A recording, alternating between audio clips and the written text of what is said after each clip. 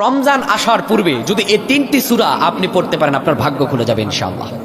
রমজান আসার আগে যদি এই তিনটি সূরা আপনি মুখস্থ করে বারবার করে পড়েন, মুখস্থ না পারলে অন্তত দেখে দেখে যদি আপনি বারবার করে পড়তে পারেন, আল্লাহ আপনার রিজিকের কষ্ট দূর করে দিবে, আপনার অভাব অনটন দূর করে দিবে, আপনার ঈমানকে শক্তিশালী করবে এবং আল্লাহ তাআলা আপনাকে প্রাচুর্য দান করে দিবে। সুবহানাল্লাহ।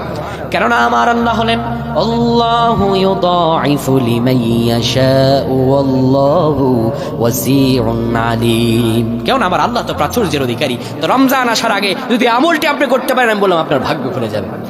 এক নম্বরে আপনি যে সূরাটি পড়বেন, তিনটি সূরা। প্রথম নম্বর সূরাটি হলো সূরাতুল ইখলাস। পারেন তো সবাই?